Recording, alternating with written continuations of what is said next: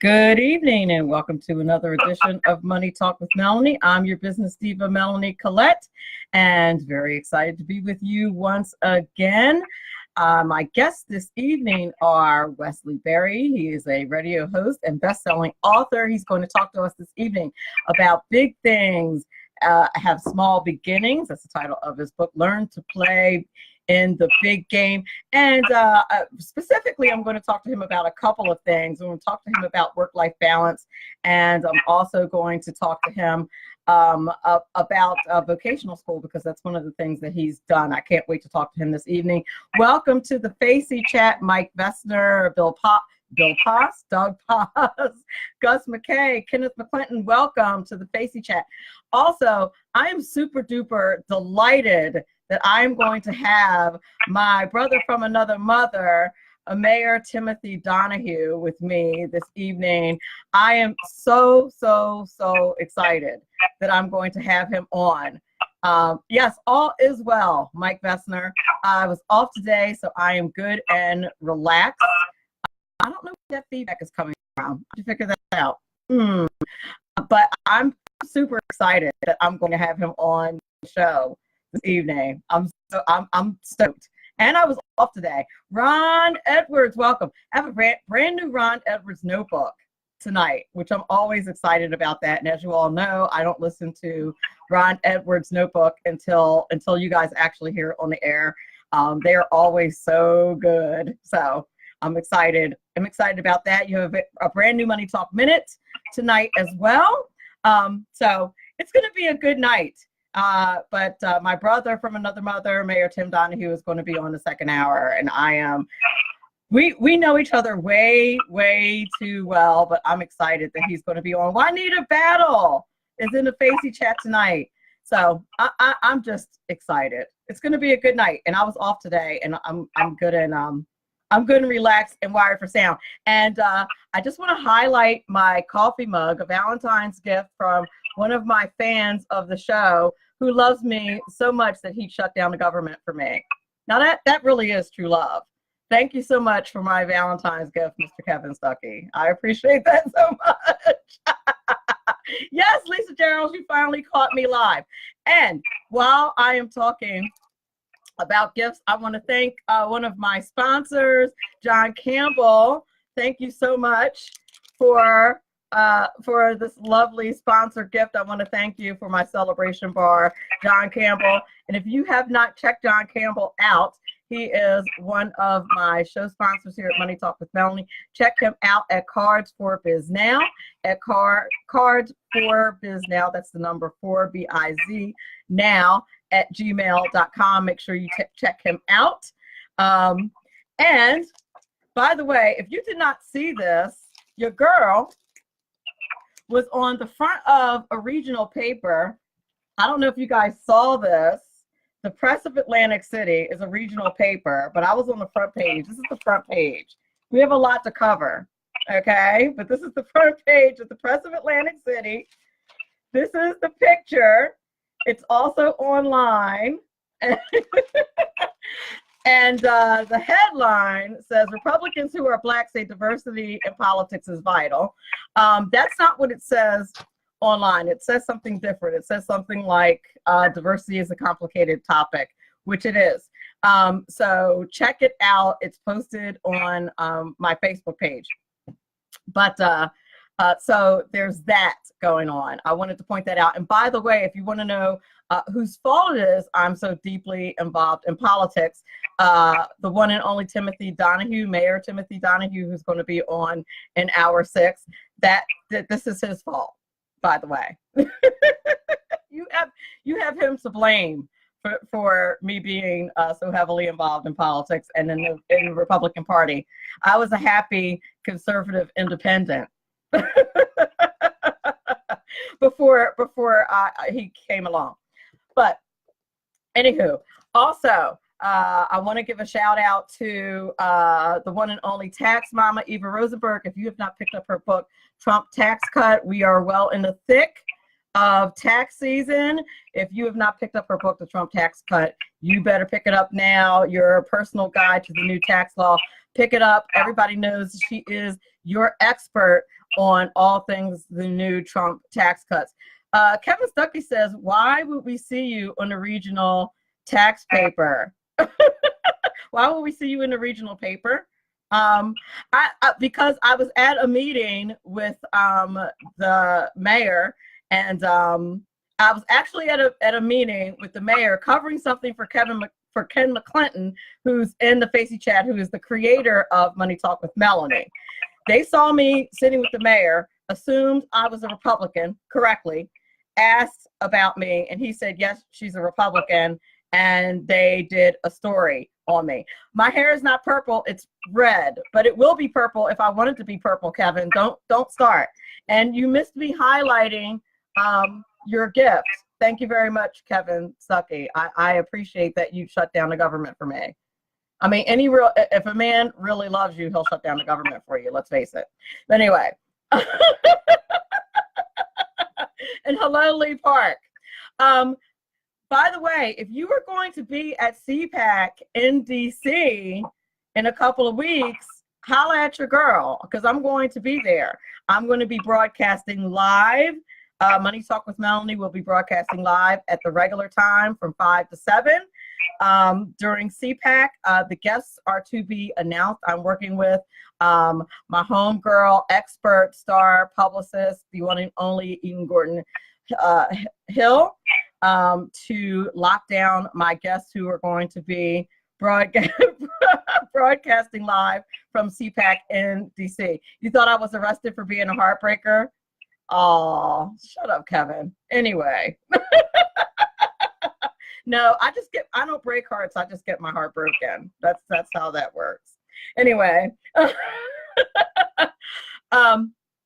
But if you're going to be in DC, holla at me. Make an appointment. My schedule is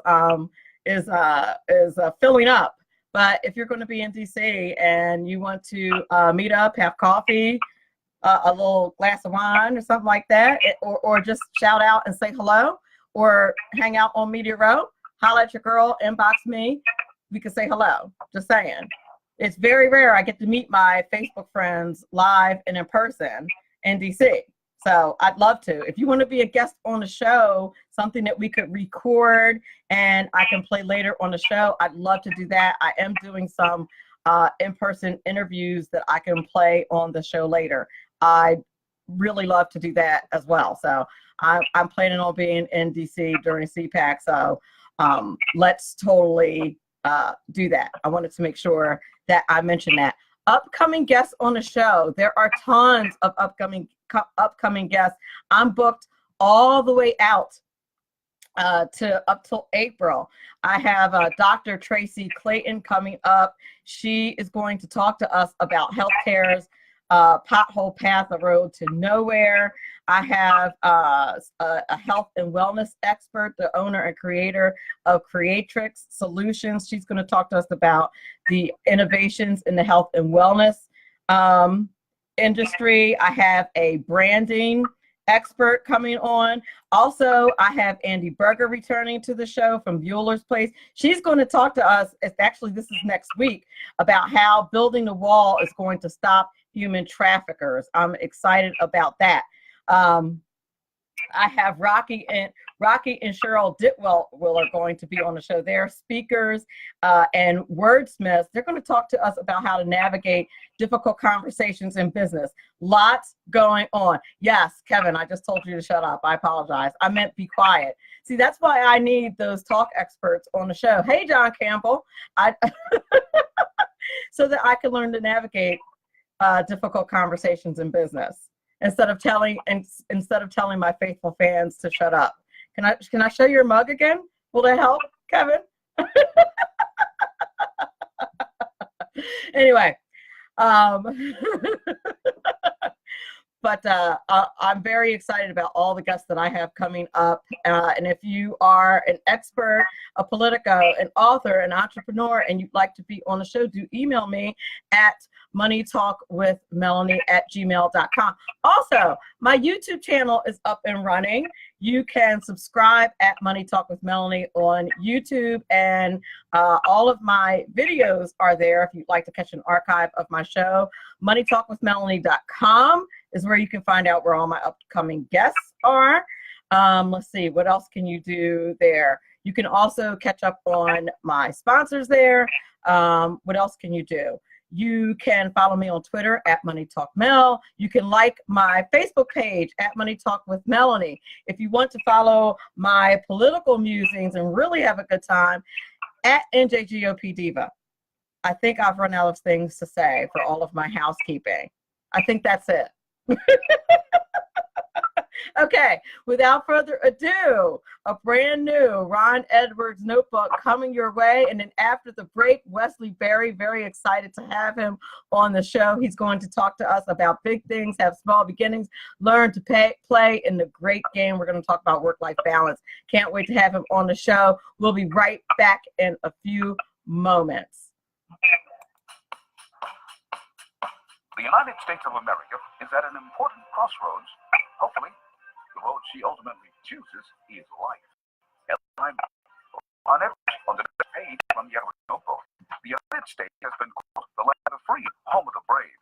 But in order for the United States to remain free, she must once again be a nation that seeks the moral high ground, which includes providential guidance and wisdom.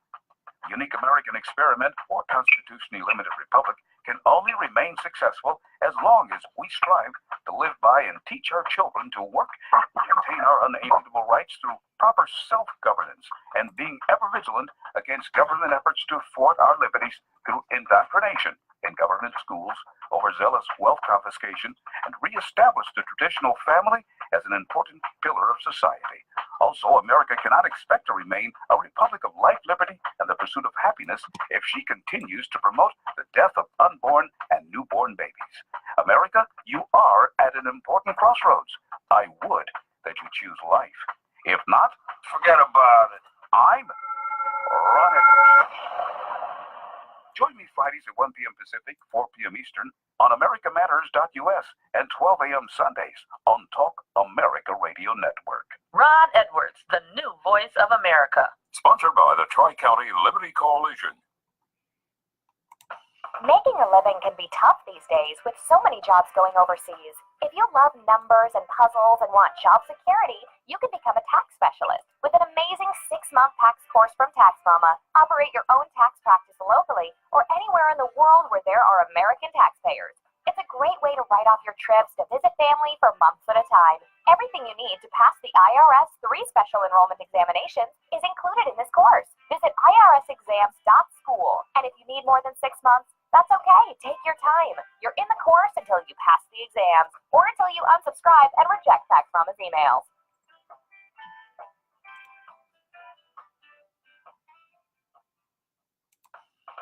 Right now, you can get the credit you deserve. Just visit MrCreditRepair.biz. Let their expert credit repair specialist remove late payments, charge-offs, collections, even old bankruptcies fast and easy. That's MrCreditRepair.biz. Why go anyplace else? Increase your credit score today. At Mr. Credit, you always get a quality service all at our everyday discounted price. Stop getting turned down for cars, credit cards, or even new homes. Visit MrCreditRepair.biz today. That's MrCreditRepair.biz. Your credit repair is our #1 priority. We're back. You're listening to Money Talk with Melanie. I'm your business diva, Melanie Collette. A little bit about my next guest, who is the one and only Mr. Wesley Berry. He is the host of The People's Voice, a weekly radio talk show where opposing views can be respectfully exchanged. Through the years, he's provided consulting services for over 40 businesses, served as the headmaster of a state-licensed private vocational school, and worked as a licensed real estate agent, having participated in over 30 commercial transactions. He's collaborated on designing sets for both ABC and CBS television shows, has appeared as a guest on several talk shows, and has been interviewed countless times by broadcast and print media. His many media appearances include NPR, Wall Street Journal, the London Times, Entrepreneur, and Time magazines, Fox News, Neil Cavuto, Geraldo, and John Stossel. He has received many honors and awards and holds memberships in several organizations and sits on various boards. And he's very active in the Freemasons. And without further ado, Wesley Berry, how are you this evening? Great. How are you? I'm fantastic. Welcome to the show. Is there anything that I left out that you'd like my audience to know? Only that I spent a lot of time in New Jersey when I was young. Oh, really? You poor thing. You have my condolences. Oh, New Jersey. I just don't know about living here. I spent a lot of time in Thames River.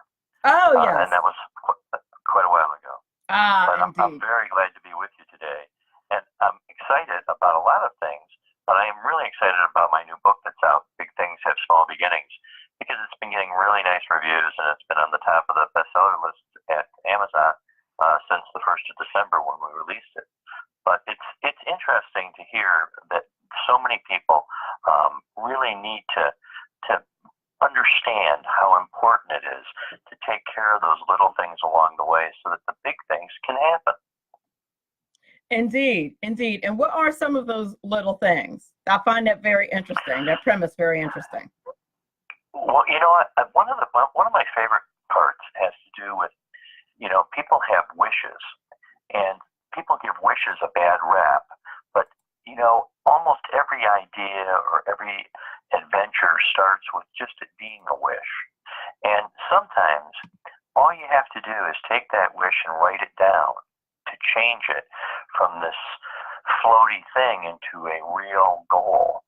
And you'd be surprised if you've got a wish that's worthwhile and one that involves you and something that you can execute. You write it down on a little piece of paper, a little card, fold it up and put it in your wallet.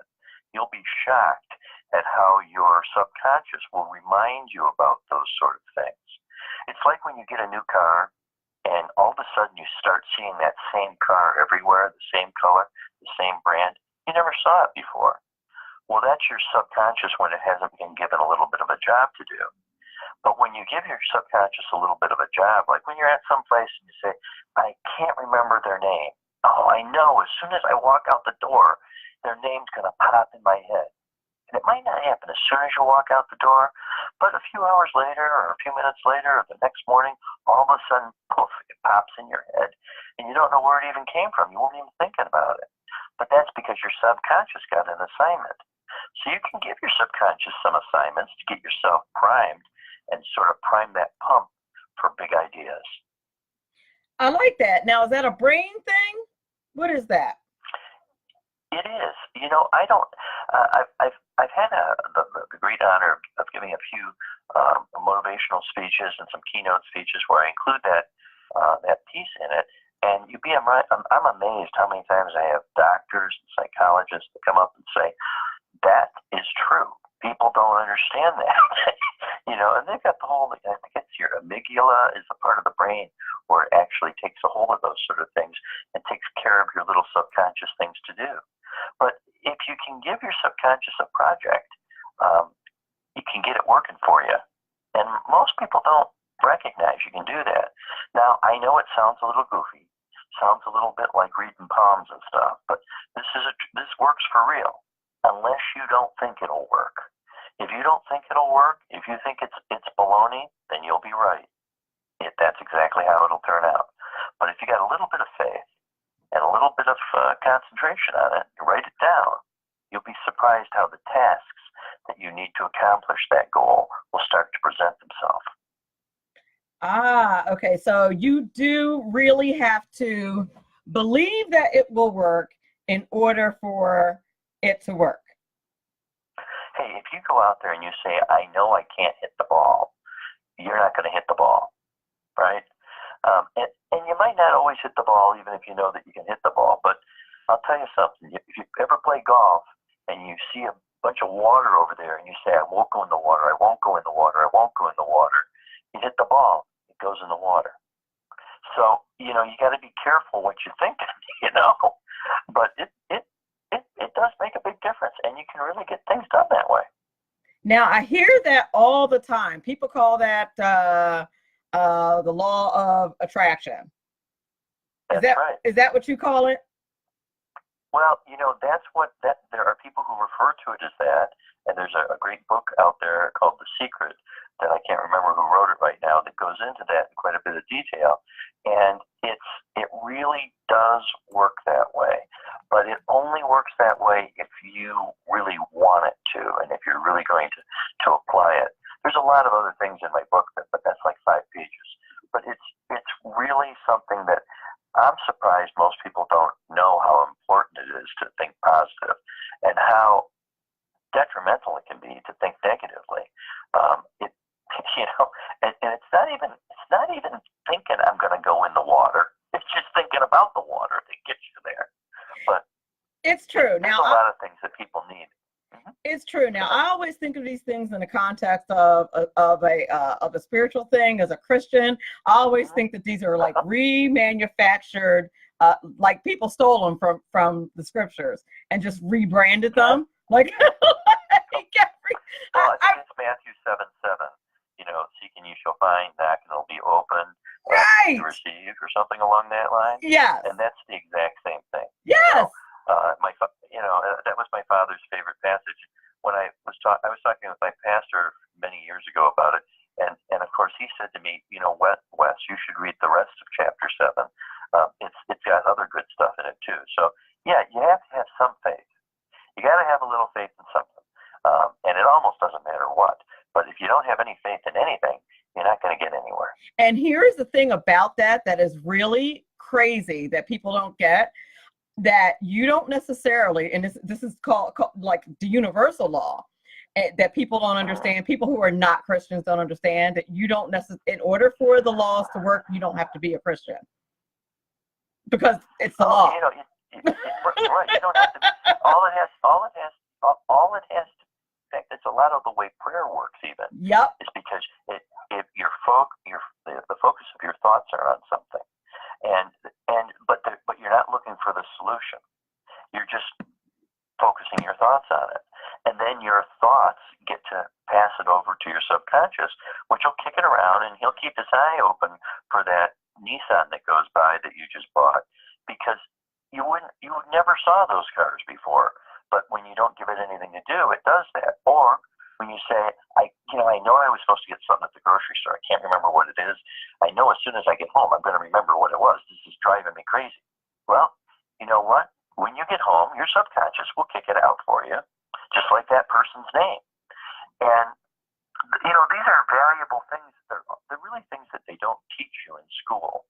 And, formal education is very important, and you should get as much of it as you can. But you have to get an education in the world, too, about other things and how things work. And I'm telling you, if you think you're going to have trouble, you think you're going to have problems, if you think it isn't going to work, you'll be right. And there's just no getting around that. It's hard to explain to someone who isn't willing to accept it. But you know what? Accept it, run with it. You'll be surprised, and you'll be very pleasantly surprised. It's just like when people think that it's the worst thing that could happen to them. You know what? You won't know for 4 or 5 years if whatever that was the worst thing or the best thing. I got divorced from my first marriage, and I thought it was the worst thing that could have happened to me. Turned out to be the best thing. I wouldn't have my 4 wonderful sons and my wonderful wife right now in my life. I probably wouldn't have that English bulldog in my life either. That I could probably do without. But it's thinking the right way. I got to think that dog's going to be good to me tomorrow. You do. Now, I really want to talk to you about work-life balance. With the advent of technology, this is very difficult. You're speaking to a woman who has, 6 email boxes.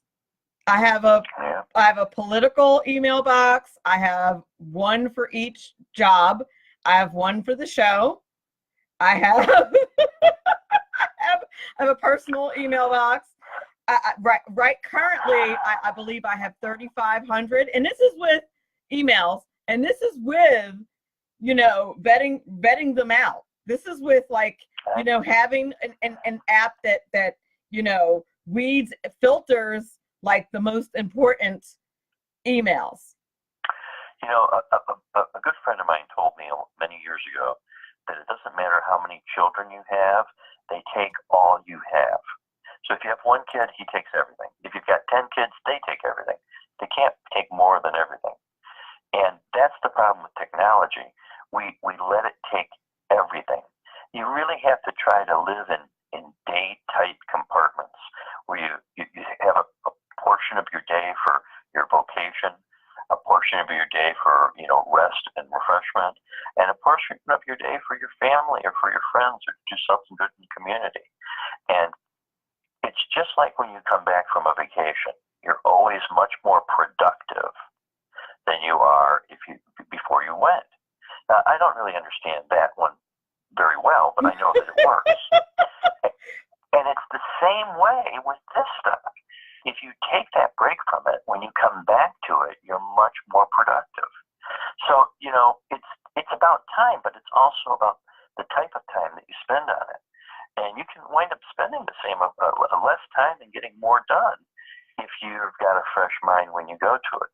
But, you know, the bigger thing is with a family, you only have so many years when your kids are young enough that they'll go on vacation with you.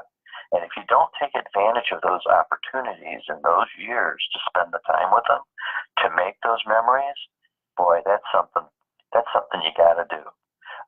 So it's in the daily methods as well, but it's also in what time it is of your life and when you have to make sure you're spending the time on the right things.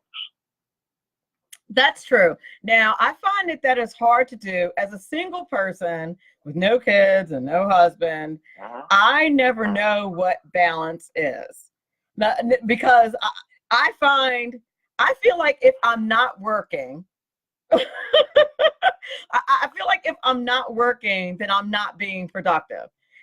Well, you're the one who started the spiritual conversation. So can you start with just one day a week, maybe Sunday, where you leave work alone? Well, that would be a good start, you know, and it's worked out for a lot of people for a long time. So, you know, you'll come back healthier on Monday, I swear, if you take Sunday off. Off? I mean, I go to church on Sunday. So Sunday morning, I'm off. I know, it's hard. And then I'm back on the grind by Sunday technology. afternoon. By Sunday afternoon, I got to get back on it because I have stuff to do. You got a serious addiction there, my friend. You know, you got to figure a way to put that down for a few hours. You know. Well, here's what happens. I promise you'll be more productive if you do nothing for a few hours on Sunday. Nothing? Believe it or not. If you just take time to relax, read the paper, spend some time with some friends, you know what? You'll be more productive Monday morning than you would have been otherwise. And in the scheme of things, you'll get more done. It's just like if you're going to, first of all, I'm no athlete, but if you're going to run 10 miles, you know what? You better stop for a drink of water along the way. Because if you don't, that last mile, you're going to be in real trouble. And you're not going to be very productive, and your time's not going to be as good. But if you stop for a quick drink of water, by the way, I'm not talking about scotch. If you have a quick drink along the way, you're going to be all right. Did I mention I teach high school? Scotch is kind of a requirement. I'm just kidding, but not really. No, but I feel like if I'm not, and you're right, and intellectually, I completely understand that. But I feel like if I'm not working all the time, and if the work piles up, then I'll be more stressed than if I just. I know what you mean. Yeah. You know what I mean? I know. Then I'll be. I've been down that road too, you know. But you know, here's the thing: some people work so much that they relax while they're working that it's almost like a hobby. Their working is, and if you have that sort of approach to it at some time, then it's a little bit different. But if it's always stress, I've done that. Well, yeah. You can't get anything done. I can't get anything done that way, you know. Because work is almost like, I mean, for me, work is that's just life. Like, you know, when you're an entrepreneur, work is it's just what you just work. That's what you do. That's just what you do all day. You get the work done when you get the work done. And frankly, it's one of the things that I don't like about the public school teacher setup, because, you know, it's kind of irrelevant when you work. It's not always convenient to do your public school work during the school work day. You know what I mean? Sure. It's not the best time to do it all the time. So, I hear you. You know? I hear you. Well, everybody has to find their own balance, but they have to find balance or they'll lose their mind eventually. Well, next thing you know, they'll be laughing all the time, and they won't, you know, this will be a problem. The person that I replaced may or may not have had a nervous breakdown and just walked out. So, so there may be some truth to that. Like that's an actual true story. The person I replaced retired, and by retired, I mean they had a nervous breakdown and they just left. Well, see, never came back. You don't want that to happen. No. You don't want that to happen. You know? So you have to take, you know, instead of going to a psychologist or psychiatrist, you know, I play cards a couple nights a month, and I don't. It's not a big deal. You know, it's like $10 to play. It's not a big deal. But I play poker with these guys. I lose every time, and I have a good time doing it. And when I come home, I'm happy. When I get up the next day, I'm refreshed and I'm back in the swing of things. You have to play a little bit somehow, and you have to relax, and it improves your productivity. I swear to you, you know what happens when people go on vacation for a week or whatever. They come back, they are more productive. Now, so it also works in the shorter cycle on a day or on a weekly basis by taking a day off or a few hours here or there. that's true. Now, would you say with email and things like that you do have to set limits on, you know, at what time you're going to cut yourself off, so to speak? At what time you're going to say, you know what, I'm not going to check my email after, you know, 5 o'clock. You know, teachers, for example, get off work at, you know, 2:30, 3 o'clock. Maybe you say, I'm not going to check my email after 5. I'm not going to, they pile up, they can pile up on you if you don't, I don't know. I find. I set my phone, I don't know what it's called, but on my phone I set a thing that I don't get any messages after 7 o'clock at night. And I don't get any phone calls unless it's from family after 7 o'clock at night. And unless the same person tries to call me twice. If they try to call me twice, then I get it. But that's, you know, you have to find ways to isolate yourself. Boundaries. You set boundaries. Right. Nothing wrong with boundaries. Yeah. Your notifications. That's what you do. Your notifications. Right. I don't like stress. I try to eliminate my stress during the day. I try to keep a cycle of even, I have an even tone all the time. Like I'd rather have even all the time rather than have periodic periods of stress. I know that's an unrealistic expectation, but that's my goal. Well, you gotta start somewhere. You have to start somewhere with it. But, right. You know, your physical health and your mental health is, if you don't take care of your physical health and your mental health, then your business is going to be sick. Your job is going to be sick, and you don't want that to happen. So you have to find a way to find the balance and still understand that it doesn't mean, oh, I'm not going to do anything. It just means that when you get back to it, you're going to have an expectation that you're going to be able to breeze through stuff. So what about as an entrepreneur? There's always this expectation from an entrepreneurial perspective that, you know, you're not really going to be successful as an entrepreneur unless you're working 24/7, unless you're always, unless you're always at it, unless you're always on your grind. What about that philosophy? You know, it's not untrue, but it's not true. You know, I started in business with a small business that was doing about $60,000 in sales a year. And when I got done, I sold it a few years ago. It was doing $60 million a year. And for the first, I don't know, probably 10 years, at 10:30 every day, I took the dog out and back and played with the dog for a half hour.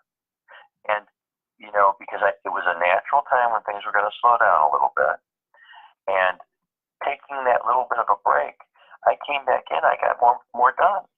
So you have to take care of yourself. And I was working 7 days a week, and I couldn't even count how many hours. But there were times along the way where I would go for a walk around the block, you know, because if you don't produce, you don't get things done. So, you know, just like, you know, you got to sit down for a meal, and that's not always eat while you're standing up walking around. It's easy to do that, but you can't do it all the time. You won't be productive. You'll hurt your business if you don't find ways to recuperate along the way. Okay, that makes a lot of sense. Okay, you're listening to Money Talk with Melanie. I'm your business diva, Melanie Collette. We are talking to Wesley Berry. He is a radio host and best-selling author. We're going to take a quick break, and when we come back, I want to switch gears just a little bit and talk about vocational school as a viable option versus college. And we're also going to answer Ken McClinton's question in the Facey chat. He has a question for our guest. We'll be back in a couple of minutes. Welcome to this week's Money Talk Minute. I'm your business diva, Melanie Collette. This week, we talk 3 kinds of damage your home insurance won't cover. One of those kinds of home damage involve earth movements like sinkholes, earthquakes, and things like that. Quiet as it's kept, things like that are typically not covered by a regular home insurance policy. You need an extra rider for something like that. Another type of damage your regular home insurance doesn't cover are things like floods from torrential rains or a dam break or something like that. Finally, if you have long-term damage from a leak or any type of internal flooding from mold, your home insurance typically won't cover that. Again, you need a special kind of policy if your home is susceptible to any kind of damage. So you need to be careful. Make sure you're not in a flood zone. If you are, then make sure that you have an extra policy to cover any kind of damage like that. And that's this week's Money Talk Minute. I'm your business diva, Melanie Collette. Remember, Money Talk with Melanie airs every Friday, 5 p.m. East, 4 p.m. West, and 2 p.m. Mountain Time on SHR Media and streaming live on Facebook. Making a living can be tough these days with so many jobs going overseas. If you love numbers and puzzles and want job security, you can become a tax specialist with an amazing 6-month tax course from Tax Mama. Operate your own tax practice locally or anywhere in the world where there are American taxpayers. It's a great way to write off your trips to visit family for months at a time. Everything you need to pass the IRS 3 special enrollment examination is included in this course. Visit irsexams.school, and if you need more than 6 months, that's okay. Take your time. You're in the course until you pass the exams or until you unsubscribe and reject Tax Mama's emails.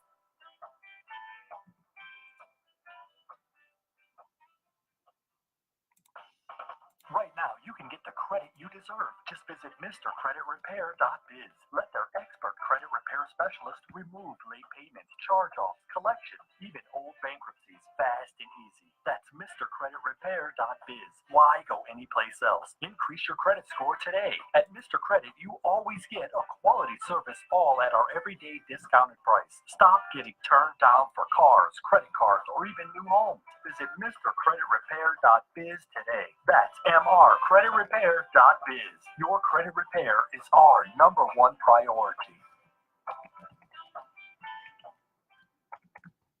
Welcome back. You're listening to Money Talk with Melanie. I'm your business diva, Melanie Collette, and our guest this hour is Wesley Berry, radio host and best-selling author. He is talking to us about work-life balance, and we had a question in the Facey chat. Ken McClinton wanted to know, what is the efficient process of, I guess probably most efficient process of restructuring. And when does someone move from I admit I need to do this to I have accomplished this without fail? Is that question clear, Wesley? Well, that's a heck of a question. I'm not sure if it is or not. I think I understand it. Okay. How do you know when you get there? Well, first of all, you never really get there. It's a journey that keeps going on and on and on. But how do you move? Let me hear that again. I'm sorry. Let me just hear it one more time. I'll ask it again. Ken says, what is the efficient process of restructuring? In other words, when does a person move from I admit I need to do this to I have accomplished this without fail? Well, how do you move from there? The first thing you have to do is you have to write it down. I mean, that's like number one. You have to write it down, and sometimes you have to have a mental focal point, whether you take a rock and you write the date on it and use it as a paperweight on your desk, and you've made a decision that from this day forward, I'm going to change that behavior and accomplish what I want to accomplish. It takes usually 21 days from the time if you want to change an actual behavior. So it's hard work.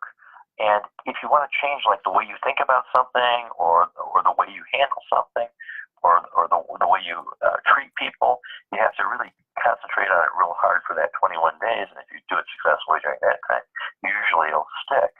But, it's hard to say when you can make the decision that you've accomplished it. You have to have confidence, but you also can't have arrogance. So it's difficult sometimes to get the right balance between the two. I would say that when other people recognize that you've accomplished it, that's when you've accomplished it. And until then, you're still working on it. Ah, that's a really good answer. I don't know if Ken's going to be able to handle that one. I'm just kidding.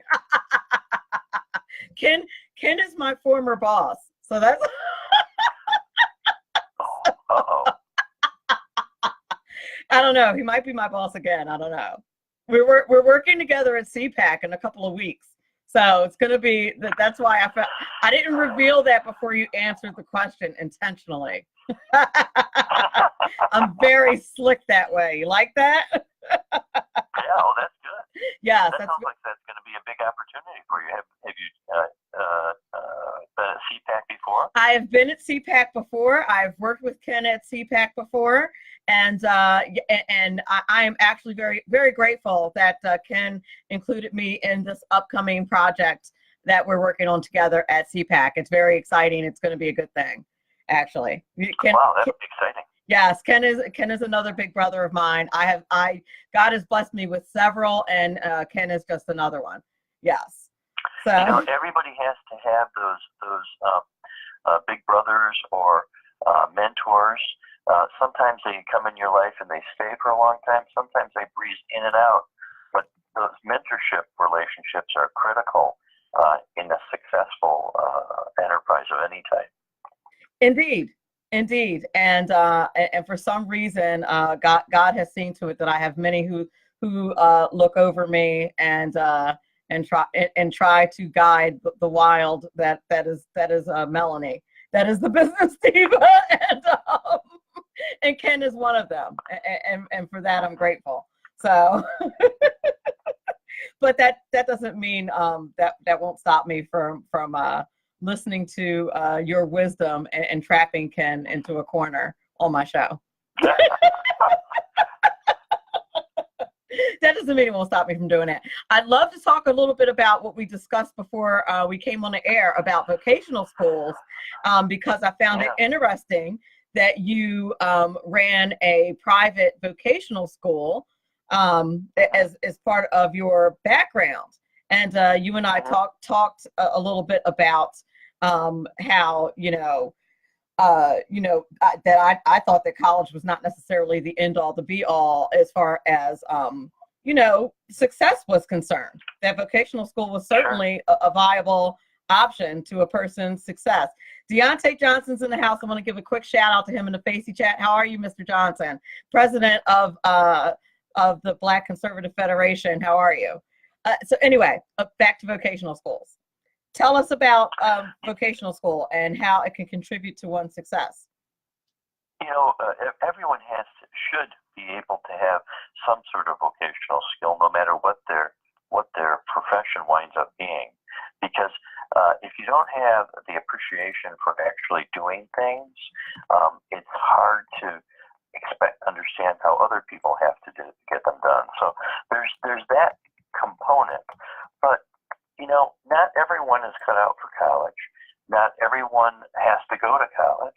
If you have an opportunity to, you certainly should take advantage of the opportunity. But it doesn't mean that you shouldn't get some vocational training as well. And it gets a bad rep. It's like wishes. Wishes have a bad rep too. But everything starts with a wish. Well, having some vocational skills, whether you use them or not, are just as important. I think that really, if more people learned a little bit more about leadership and success and how to get there, and rhetoric, they'd be much further ahead. I think that a lot of people would be better off with going to a Dale Carnegie course than going to college.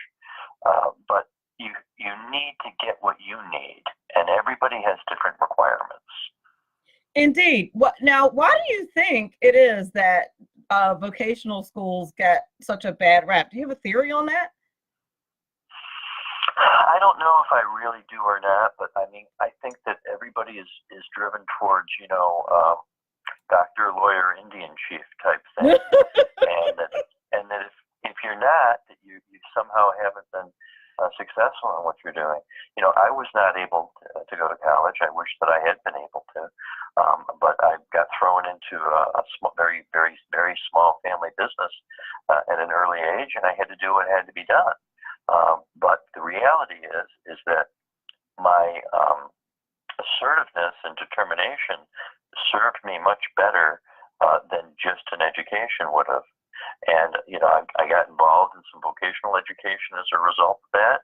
Then I opened a vocational school, and I had a lot of people who went through those courses and wound up opening businesses up or becoming active in those industries. And, they were very successful as a result of it. But, too many times people think that success is measured by how many dollars there are. But it's really, measured by how you feel about life. And if you can get a good feeling about it, then, that's what it's about. I wouldn't say that somebody goes and gets a 4-year degree and they get a fine arts degree and then they don't use it for anything. What was the purpose behind that? I mean, it's purposeless, right? Maybe they enjoyed it, but how are they going to be able to provide for themselves? So, you've got a lot of degrees nowadays that don't have any vocation that's attached to it. And that's a real problem for people. You're not going to, if you can't make a living off what you're going through college to do, why are you going? It's very true. I have a student right now. Right now I'm teaching discrete math, foundations of computer science. And one of my students has a degree in baking. I didn't even know you could get a degree in baking, but I digress. One of my students has a degree in baking, and now she's a double math computer science major as a backup plan. It would seem that she has done that backward. I think so too. I sort of think so. However,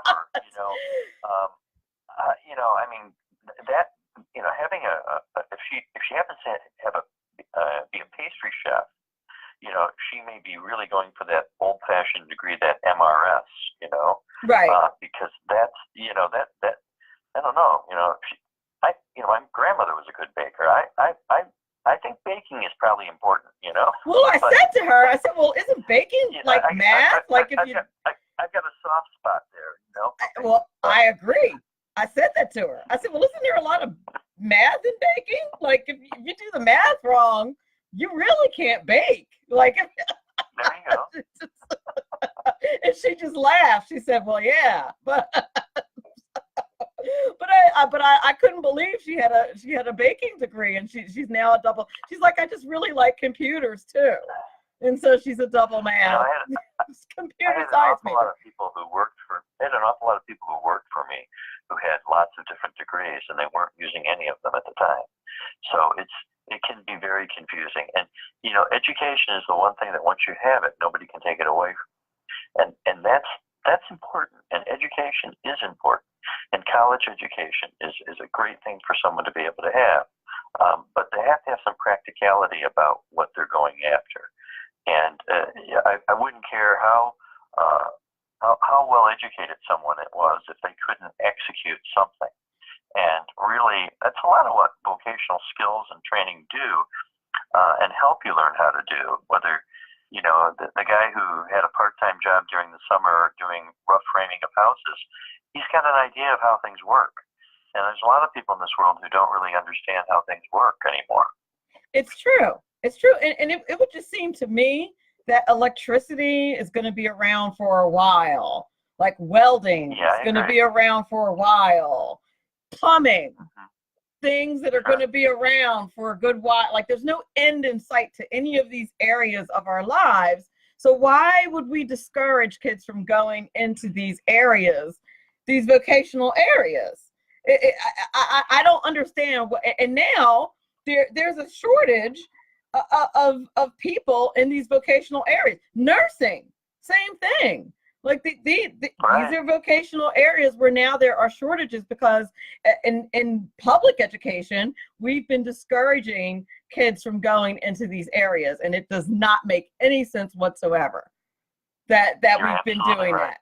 So I just wanted to make sure that we touched on that when I saw that in your background that we talked about that. Sure. Please tell people where they can get your book, where they can contact you for public speaking and the like. Sure. Well, my website is Wesley Berry, Wesley, Berry, BERRY.co, and you can buy books there too. But you can also pick up a copy of Big Things Have Small Beginnings on Amazon or BarnesandNoble.com or Books A Million or any of those places, and it's available as an ebook, as a paperback, and also as an audio book right now. And where can we listen to your show? Does your show stream? I'm sorry, what? Does your radio show stream live anywhere?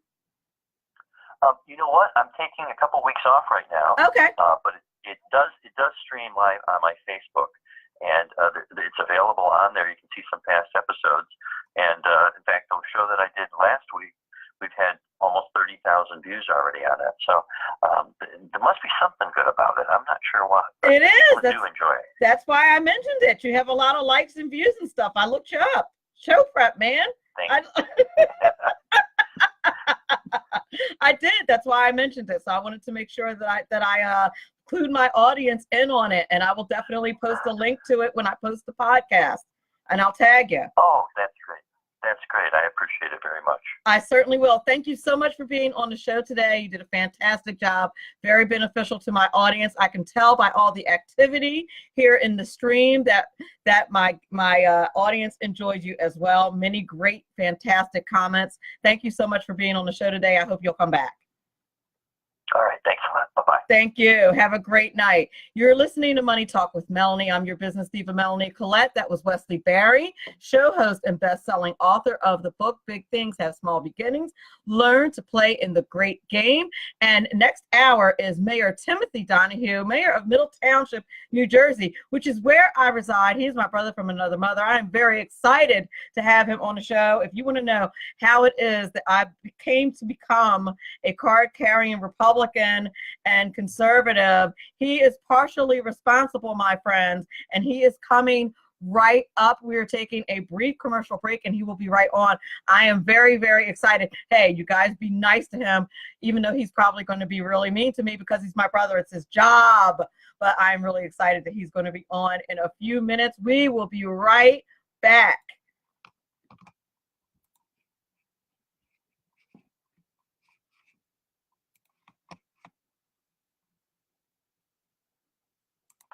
Making a living can be tough these days with so many jobs going overseas. If you love numbers and puzzles and want job security, you can become a tax specialist with an amazing 6-month tax course from Tax Mama. Operate your own tax practice locally or anywhere in the world where there are American taxpayers. It's a great way to write off your trips to visit family for months at a time.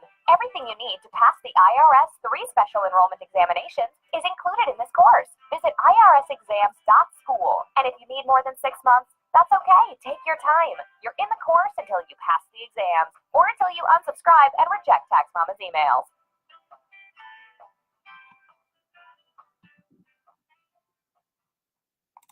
Conservative media done wrong. You're listening to the SAR Media Network. Hey, this is Michael Wright. And I'm Shannon Wright. Join us for the Midway with Shannon Wright, Monday through Thursday from 7 to 9 a.m. right here on SHR Media. Why are they joining us? For fun things like sports, politics, Oh, maybe some news and entertainment? and all kinds of other things. Money and recipes and events? All kinds of stuff. Yeah, so join us Monday through Thursday, 7 to 9 a.m. here on shrmedia.com.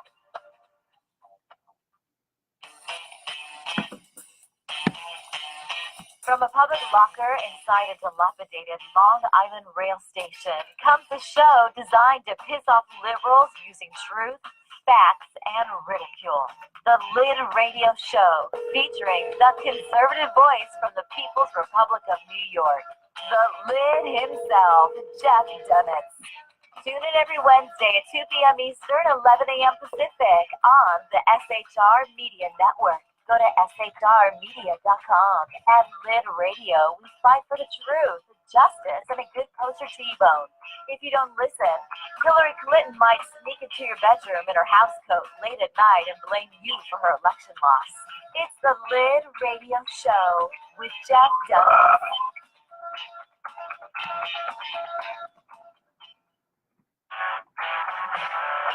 Hey girls, Carry Girl Gear is here.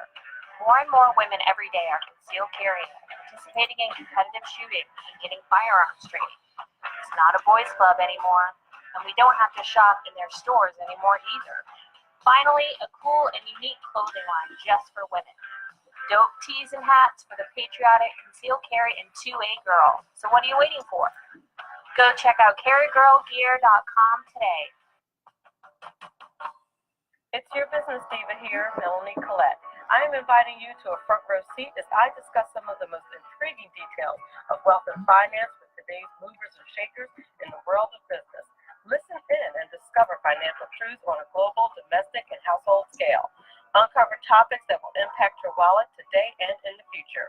Money Talk with Melanie airs Monday through Friday, 5 p.m. East, 2 p.m. West, right here on SHR Media and High Plains Pundit Talk Radio. You can't afford to miss it.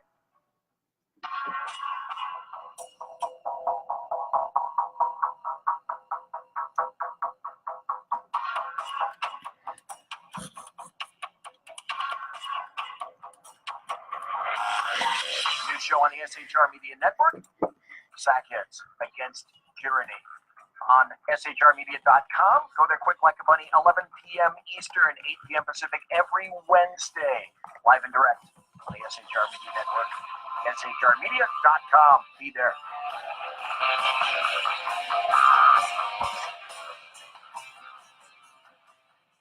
For 50 years, I've seen the American people blinded by corrupt politicians, lapdog media, and deceptive Islam. The one thing the elites fear is one man with a cane. I'm Dave Milner. Join me through Spreaker, iTunes, and SoundCloud through SHR Media and the Western Free Radio Network for half a century of experienced perspective on political and social issues on the Unpleasant Blind Guy. And catch me on Jeff Mitchell's EDL Radio on blogtalkradio.com. There's no surrender ever, because truth is not always pleasant.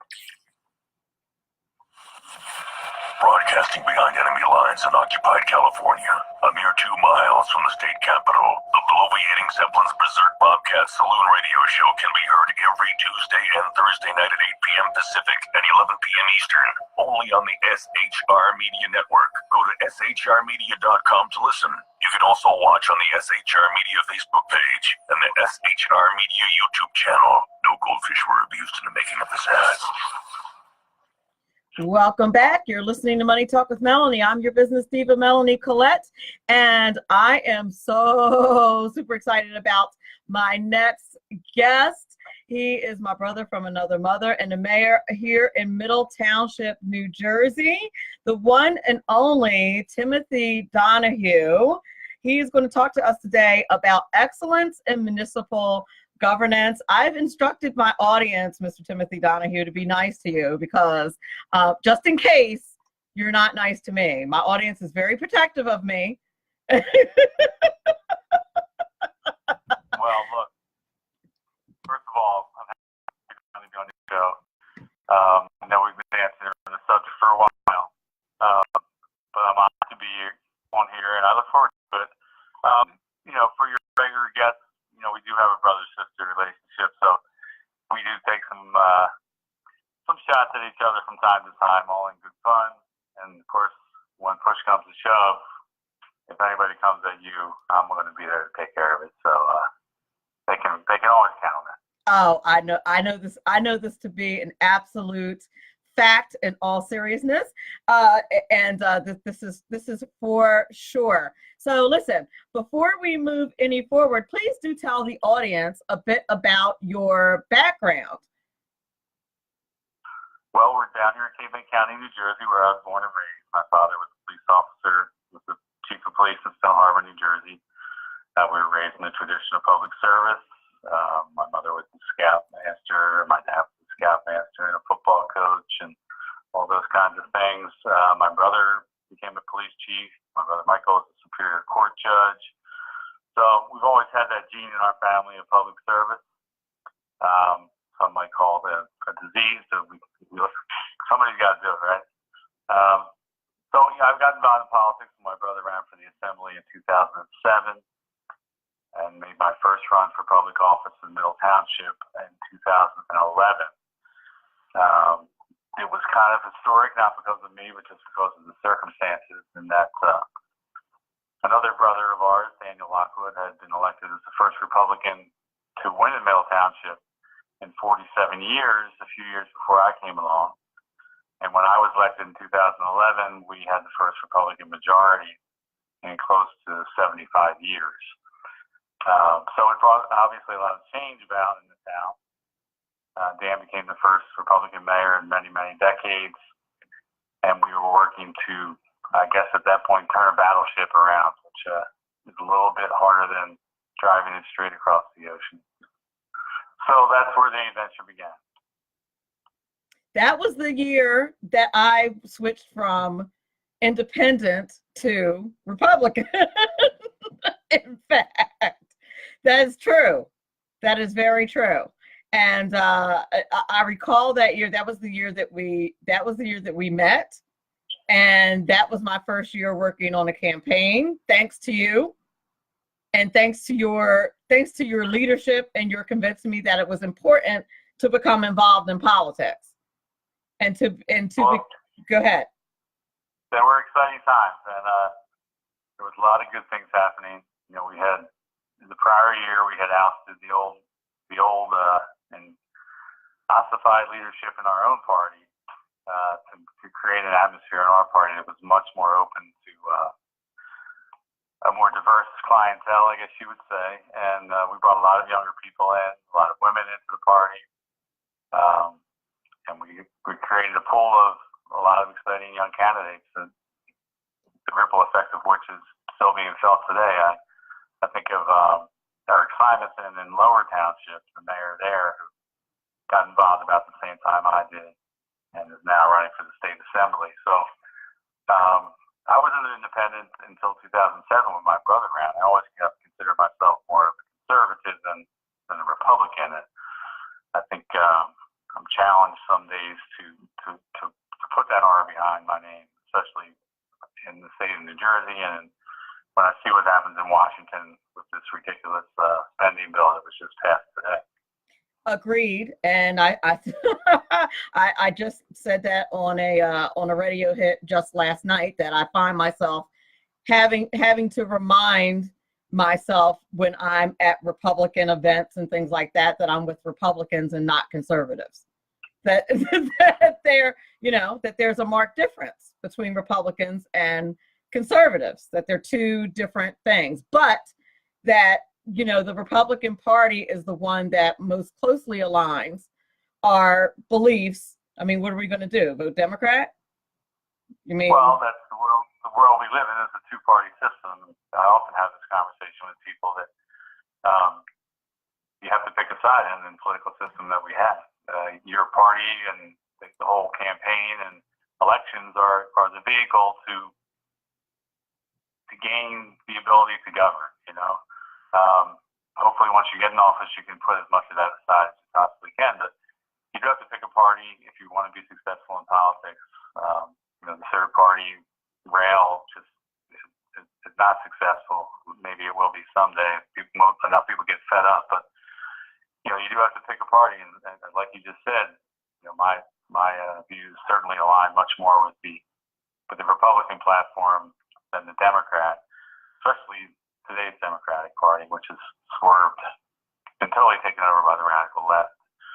But at the local level, I think that once you use that conduit to get into office, it becomes a lot less about ideological political views and more about just doing good work. Indeed. And why is it that the municipal government is important to us as individuals? Why would you say that how your municipal government operates should be important to us as individuals, even more so than your state government or your federal government? Why should we be concerned about how our municipal government operates? Well, it's ironic because most people know who the president is, but most of them don't know who the people are that are elected in their own town. They look at the big picture, they look at what happens in Washington and what they see on the news every night, and they think that's what controls their lives. But the decisions that are made in their own backyard, and they should see it when they get their property tax bill every year, are much more impactful on their lives on a day-to-day basis. I think in municipal government, it's about accountability. I mean, we live in a town here where we're about 19,000 people. Having been in office for 8 years, I've met a lot of those people. I'm knocking a lot of their doors. They know where I live. They know where to find me. They know the promises I made and how I've tried to keep those promises. And if they want to call me and ask, they can come to a public meeting and look me in the eye, and I need to be there to respond to them. So I think the further away from home you get, the less that accountability is there, the more of a buffer there is between the people and their elected representatives. I'm frankly have been approached about running for higher office, and I really don't have a desire.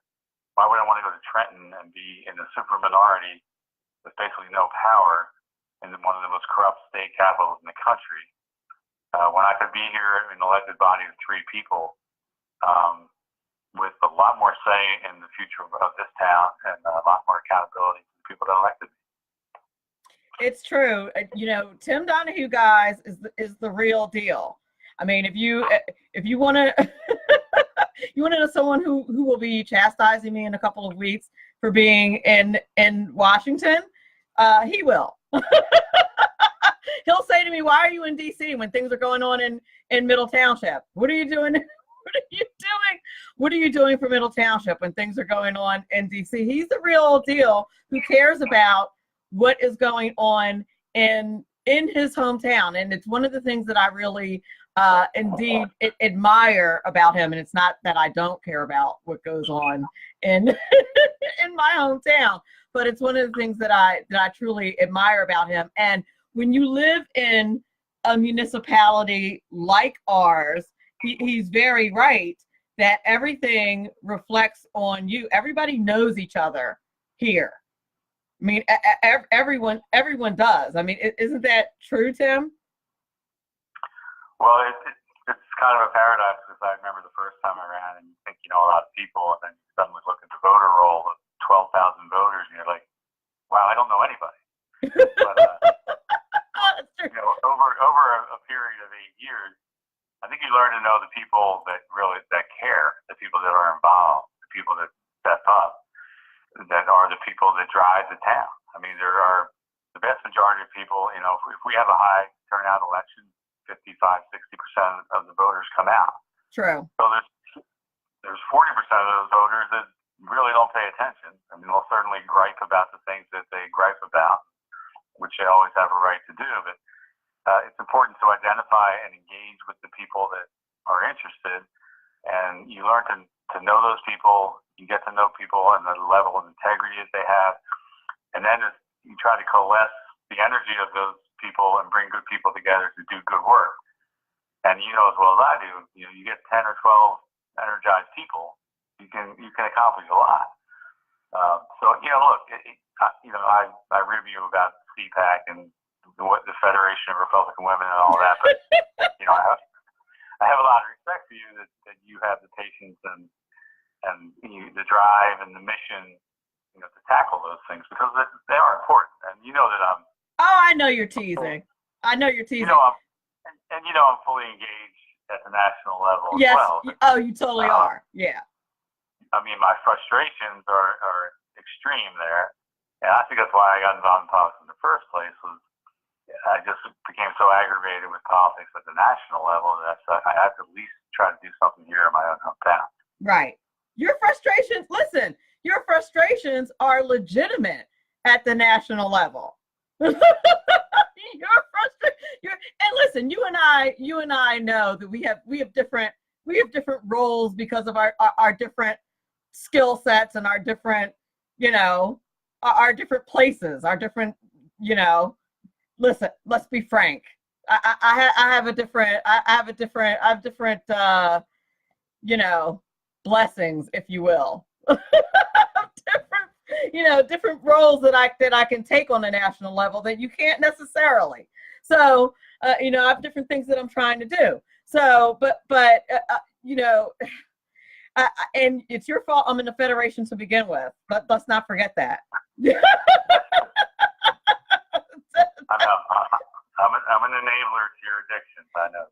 Exactly. But listen, I want to talk about how in the world you maintain fiscal sanity on a municipal level in New Jersey. Every other day, we're reading about a new tax. We have Governor Murphy, for God's sake, and every other day we're reading about some new tax that he is inflicting on the state of New Jersey.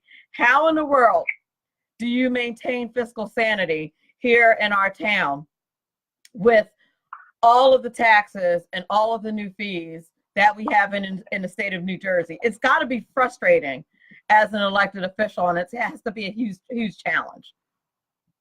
Well, look, you know the saying, there's nothing new under the sun, right? So what we see happening here in New Jersey has already happened in New York, and it's already happened in Illinois, and it's already happened in California. A lot of it was implemented by Barack Obama when he was president, and we all still know how it ends. It ends up with the states in financial ruin, with people leaving the states in droves, with taxes going through the roof, and yet people continue to vote for it and vote for it and vote for it. So one of my major frustrations is the people that just don't grasp that this is a failed model, and that you're going to run out of money eventually. And as long as people have the option of going to some place that's more business friendly, more taxpayer friendly, that's going to treat people with more respect and give them the entrepreneurial tools they need to be successful, people are going to make that choice and they're going to leave. So what do you do at the local level? You do what you can, I guess. I mean, you learn to live within the parameters that are laid out there.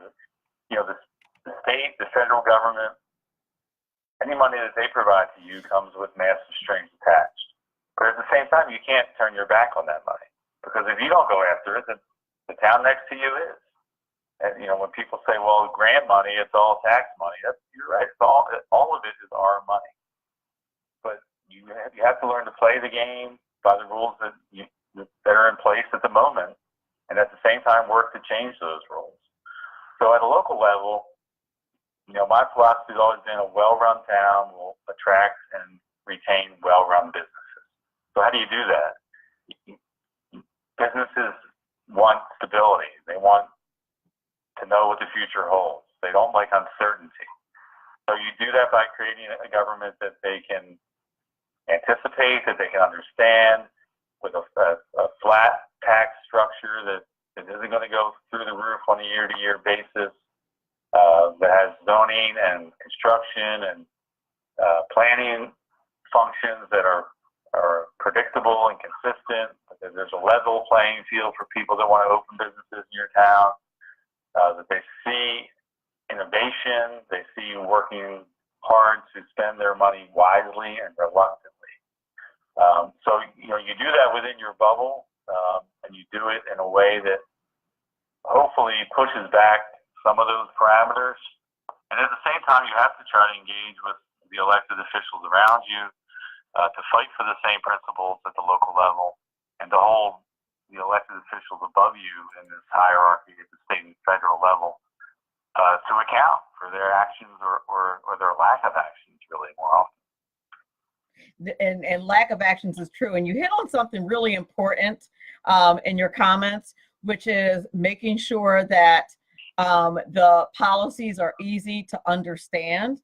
And I know that, and you and I have talked about this, usually post some meeting that we've attended, that a lot of the voters at large and constituents don't understand the policies that are in place. Even something as simple as who's in charge of what roads, when we're talking about construction, or just the simplest of policies, who's in charge of what tax. I remember one year, you have some really innovative ideas of how to explain simple concepts to voters. I remember one year we sent out something to explain how taxes are paid, because things need to be simple to voters. Do you recall what I'm talking about when we sent out a pie chart to explain how taxes are paid?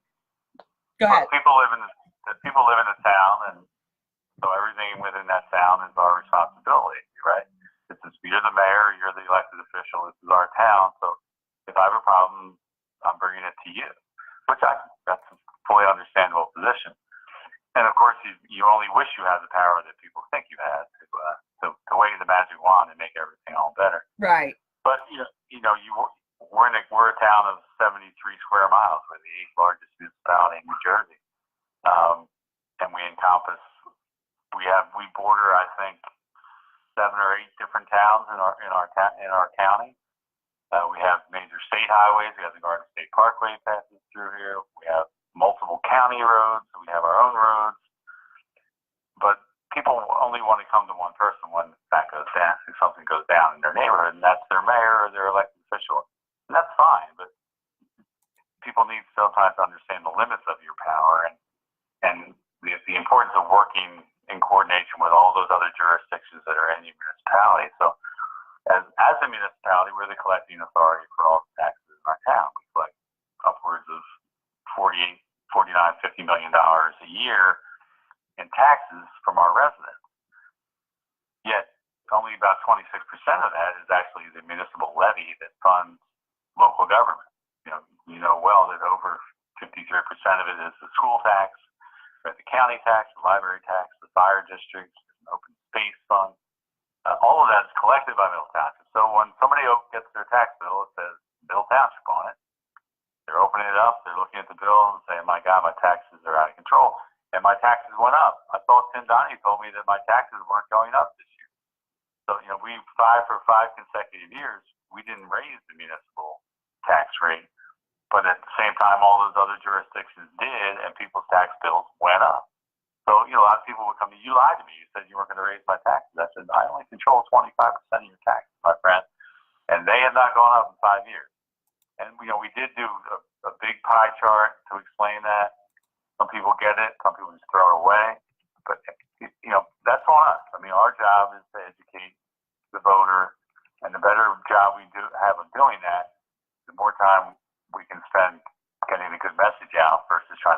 fulfill and explain our actions to people that they don't understand. So that's why public relations and public communication is so important. Indeed. And I think that that's one of the things when you have honest elected officials that actually want their constituents to know what's going on. I think that's the mark of an honest municipal official. I think that's a good best practice and excellence in governance, quite frankly. And I think, the dishonest, and if I might throw a little shade toward the liberals' way, I think they revel in voters not knowing what's going on with their government. I think you know what I mean? Well, it depends on the story you're trying to tell. I think the liberal progressive story, if they told the truth, AKA some of these newer elected members of Congress who are basically just being truthful about the intentions of their party. The only difference between AOC and Nancy Pelosi is, that Alex Cortez has no filter. And, Nancy Pelosi believes all the same things. Chuck Schumer believes all the same things. They just know that they can't say that out loud to the American people. So if you can't win on an honest message, then you have to be dishonest. And I think that's the biggest problem the progressive movement has. If you think back to when Barack Obama was elected, the word progressive was rarely used. It was a discredited philosophy, going all the way back to Woodrow Wilson and that whole story. But all those people came out. They were always there, but they were operating stealthily and inch by inch moving their agenda forward. And now they don't have any fear of repercussions. They believe that the whole country is on their side, when I believe it's maybe 20-25% of people that actually support that kind of agenda. But the mass media obscures and obstructs and distorts all that. So it's hard to be honest when you know that honesty is going to get you punished. But bringing it back to the local level, you have to believe in what you're doing. You have to be honest about it. You have to have a good story to tell. Why are you doing this? How are you framing this?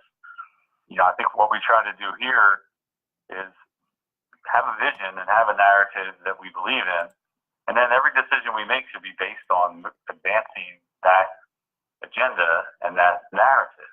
So, and when someone brings you an idea or a customer comes to you, I call my constituents customers, but with an idea or a plan, or they want something from you, how does that fit into your core philosophy? How does that fit into the reasons that you ran? How does that fit into the promises that you made to the people that supported you from day one?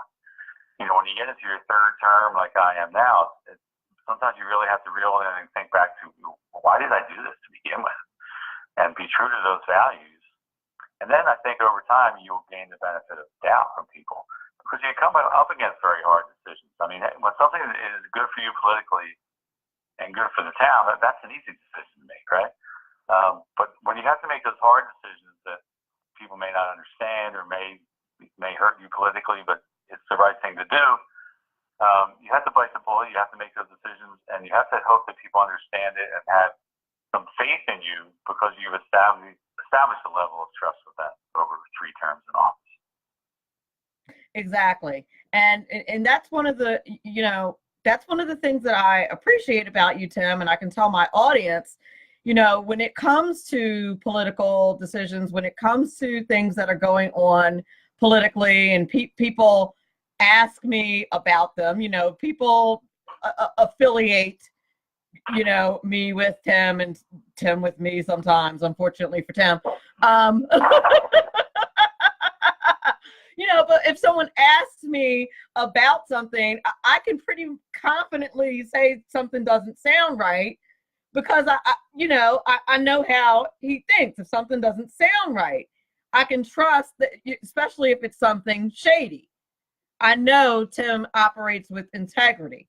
He's one of the few, politicians that I know who operates with integrity. And if something sounds shady or doesn't sound right or sound underhanded, I know that I can say with confidence that that's not something he's involved in and it's not right.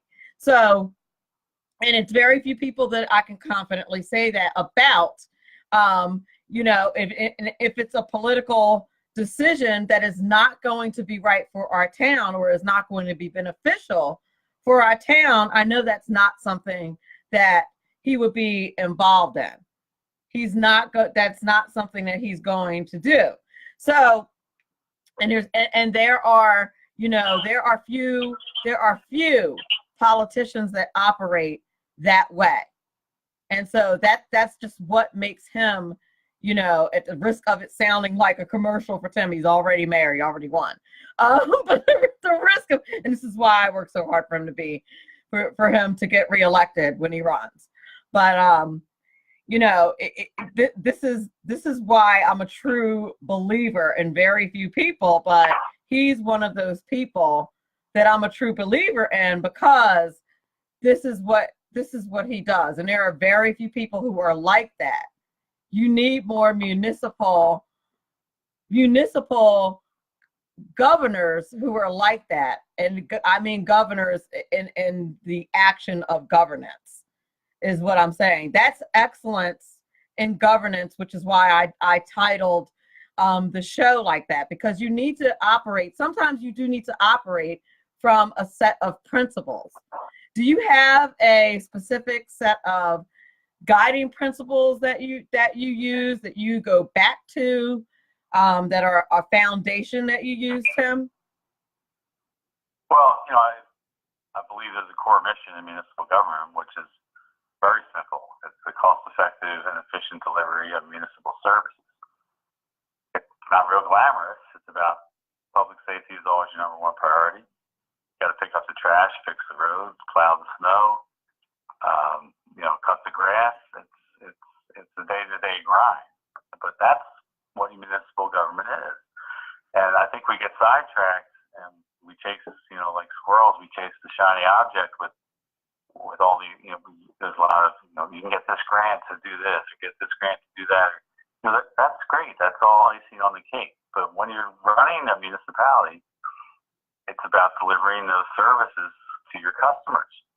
And, you know, when people are paying their taxes, you know, you know, you see the growth of government, it's ridiculous. But you know, there really are only basically 4 employees that are required by law in local government: your tax assessor, your tax collector, your CFO, you know, and your administrator. So, or your municipal clerk. You know, the rest is just been added on and added on and added on. You know, so you end up with a town full of you know, grant coordinators and public relations people, and not to belittle their jobs, but I think it always has to be spun back to what is our core mission here? And our core mission is delivering those services in the most cost-effective way. From a philosophical standpoint, it's about, you know, I believe in smaller government. You know, do a few things and do them really well, and everything should be framed in that way. And then when it comes to the day-to-day decision making, it's really what's in the best interest of the town. It shouldn't be hard for you to make decisions if you frame everything from that perspective of what's in the overall best interest of the town. You know, so bring those decisions across my desk. A lot of it is about learning on your own. I mean, issues come before you, whether it be affordable housing or sewer development or wastewater, beach replenishment. You know, none of us are born knowing these things, but as an elected official, you have a responsibility to dig into those issues, to learn them, understand them, not take the word of experts who may have very different agendas than what's in the best interest of the people. It's your job to do that homework for the people and to make decisions that are prudent, that are cost effective, and that really take long-term considerations into account. And I think in politics, that's one of the biggest shortfalls. People rarely look more than further down the road than the next election. You know? And you said a lot in a small sentence. And what I want my audience to understand something about where we live. you know, Tim just said that you need to do what's best for the town. And when he's talking about our town, you have to understand that we have barrier islands where we live. Like when we say town, you're not just talking about, you know, a few streets and things like that. We have beaches and bays and city-like areas where we live. So oftentimes when you know, the mayor needs to make decisions, there's lots of research that needs to be done on all different kinds of landscapes. And I'm guessing that you did not come into office necessarily with all of that knowledge as to what is best for that town. So there's homework that has to be done. Am I right about that? Yes, and the example I always give is the affordable housing issue. You know, when I ran in 2011, I never got one question about affordable housing, which is a very hot button issue in New Jersey. It's been mandated mostly from the liberal courts, forced down communities' throats.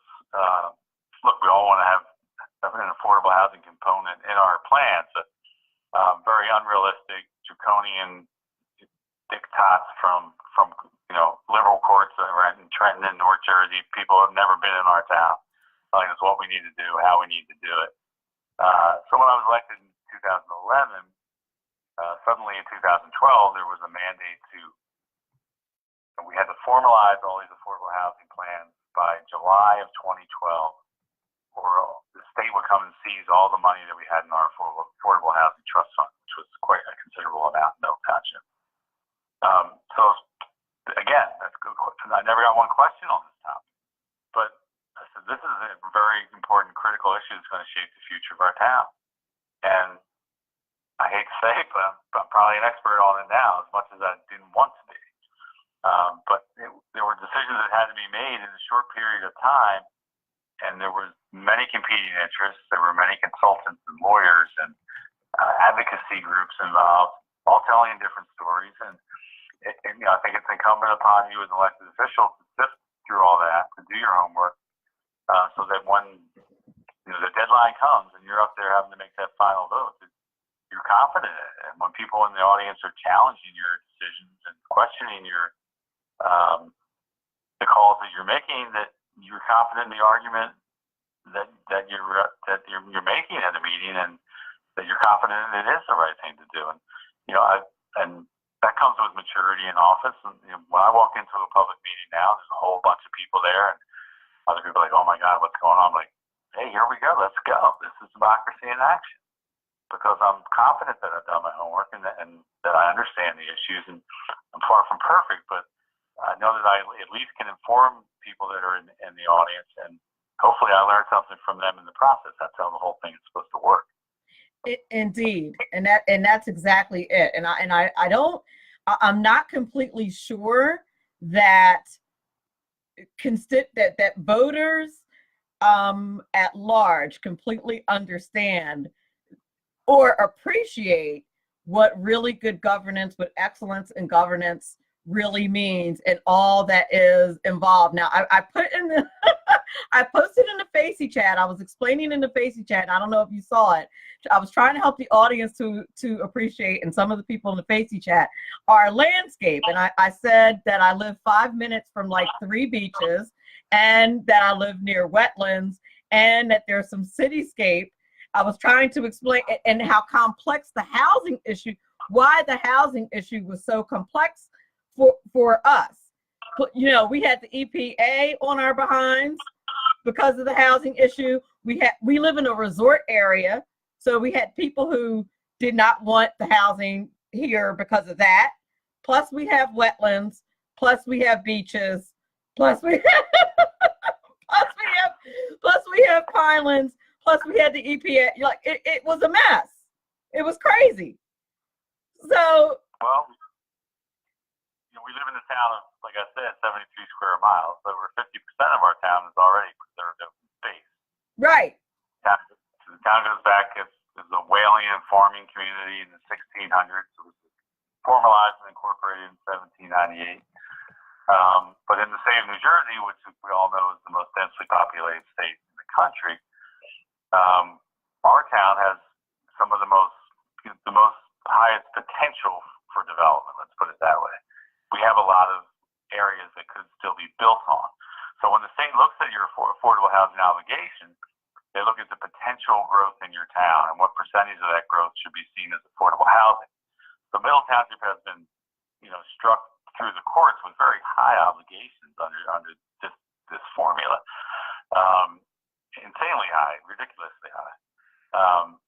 And we pushed back and we used the funds that we had and we learned from all our experiences, and we came up with a plan that we built some very successful affordable housing developments, which I totally believe are an asset to our community. The people thought would become ghettos and whatever, but that the proof is certainly not there that has happened.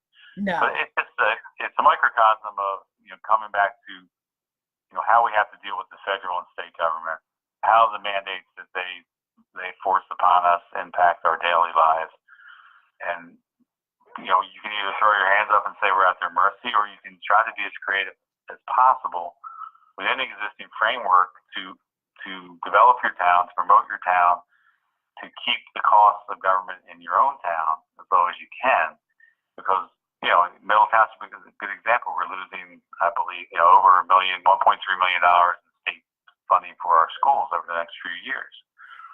So where is that money going to come from? Obviously, unless we lay off a bunch of teachers, the property taxes are going to be affected because of what's happening at the state level. And certainly, the state is not cutting taxes. I believe there's going to be more money for education than there was before. Where's it all going? Because it's not coming to Middle Township. So those decisions made far away have a huge impact on our town. And as we look at our total property tax bill, we can only inevitably assume that our local taxes are going to go up to make up for those decisions that are made in Trenton.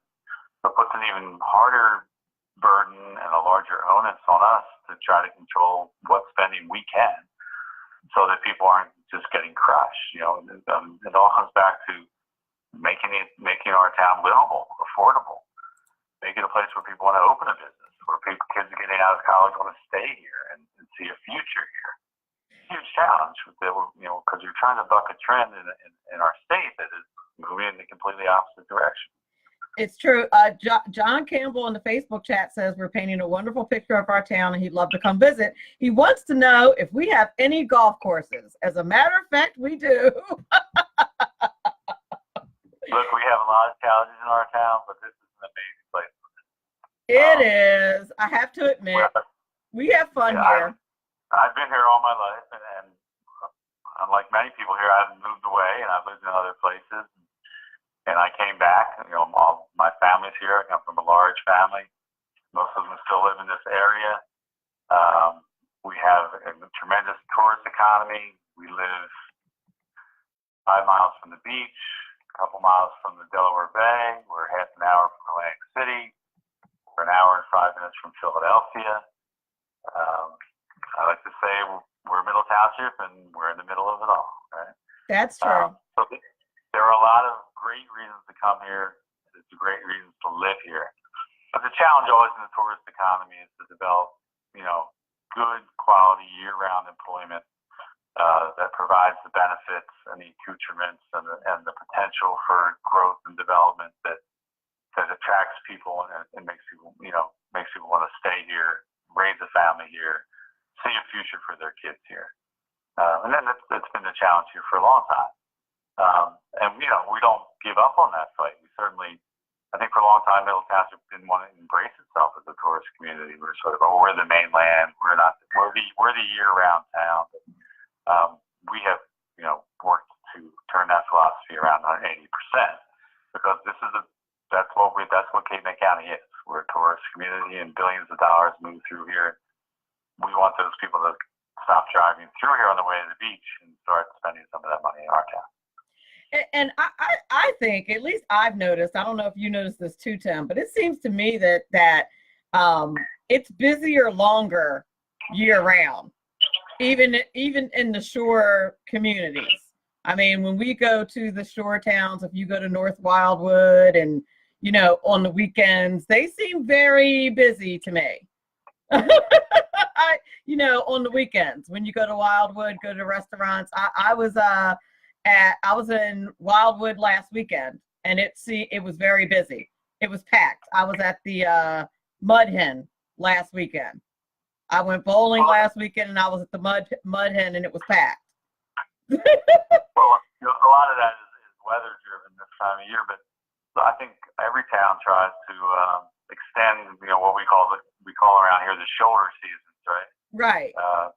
The early spring, the late fall, and I believe the county, especially under the leadership of Freeholder Will Morey, has worked very hard on economic development and to try to diversify our economy with local, taking advantage of the local assets we have as far as the oyster industry, the breweries, the distilleries, the wineries.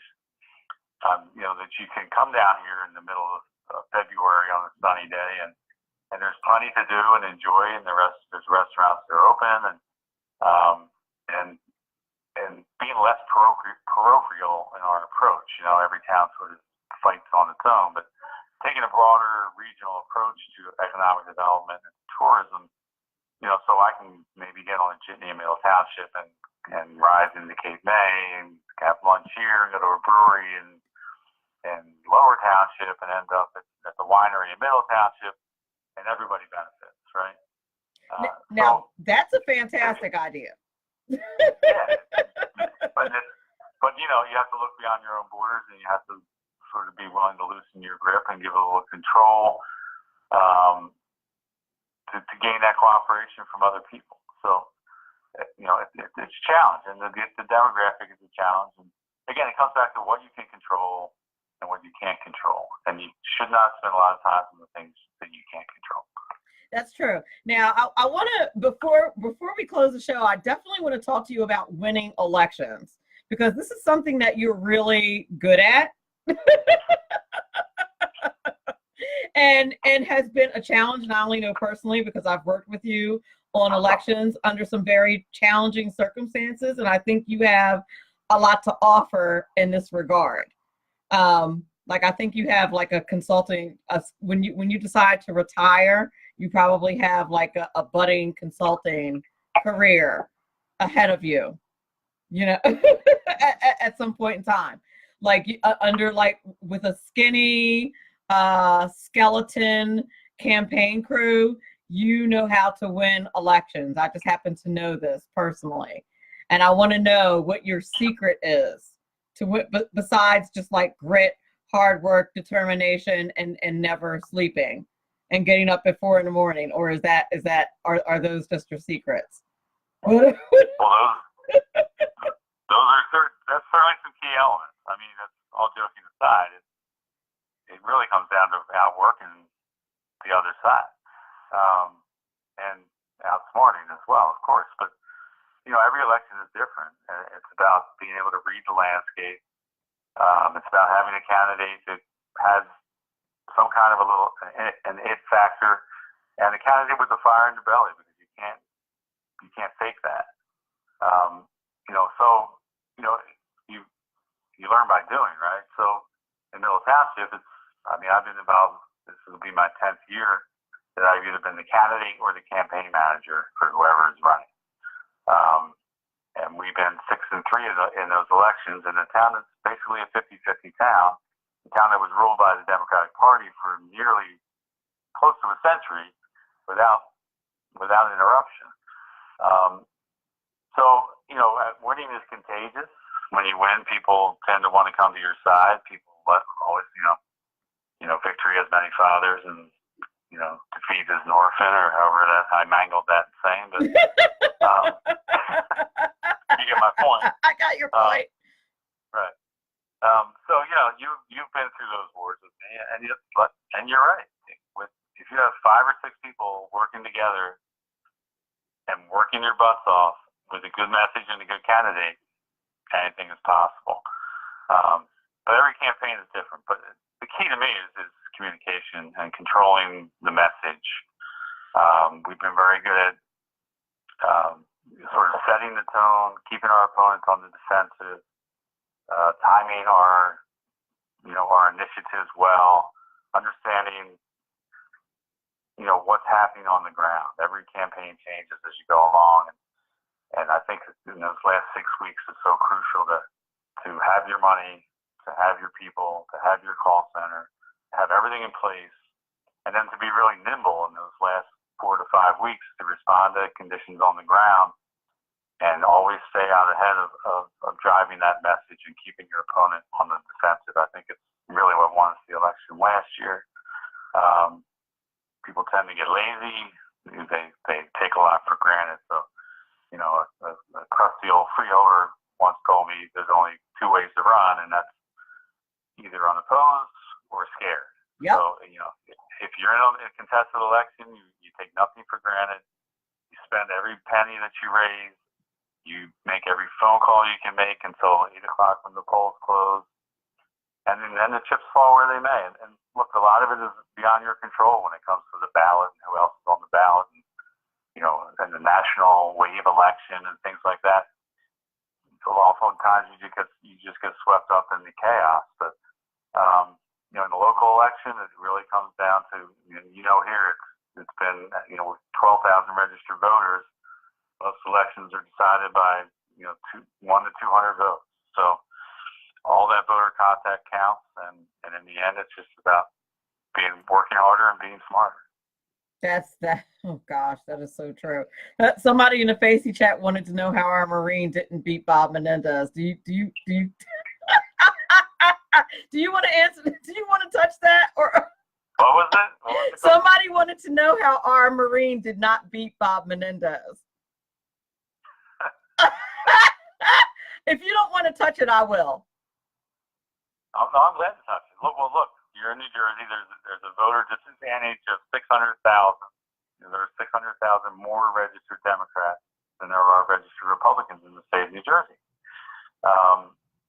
And in the end, Bob Hughes ran an amazing campaign. He ran a great campaign. He did. He ran with high integrity. Met him personally several times. He's involved for all the right reasons. Had great people working for him. He drove a great message from day one. He was focused. He was disciplined. He just got grinded up by the New Jersey Democrat machine. And it's very, very hard to overcome that obstacle.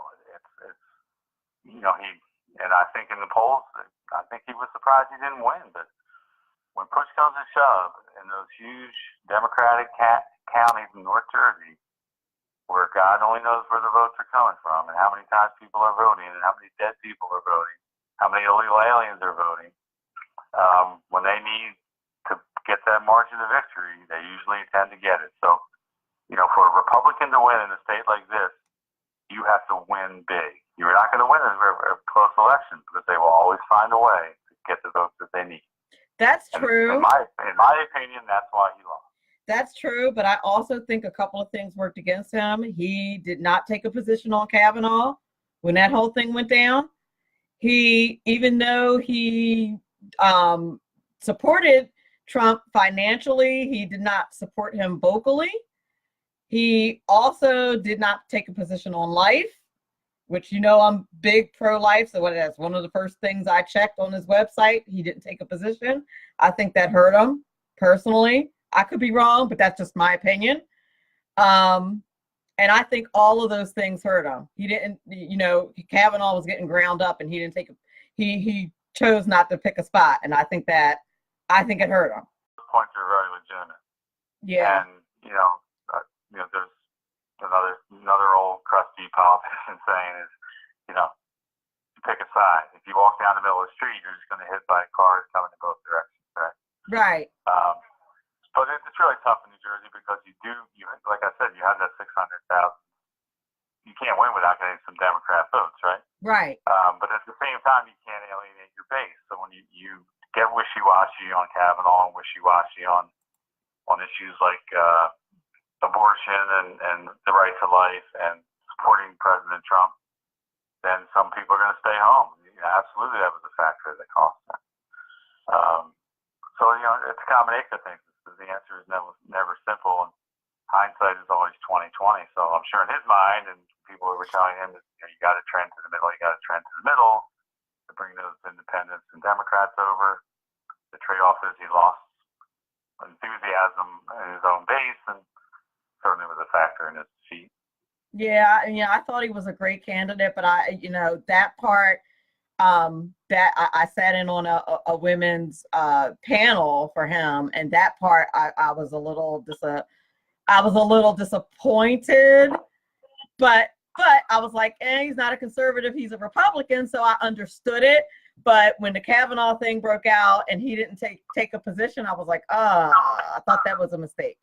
So, but I was like, well, go ahead. I'm sorry. It's frustrating to me as an elected official and as somebody who's been involved in a lot of campaigns, and to look at people on the right who are, look, I respect principle, and I share a lot of your same principles when it comes to the right to life and all that kind of stuff.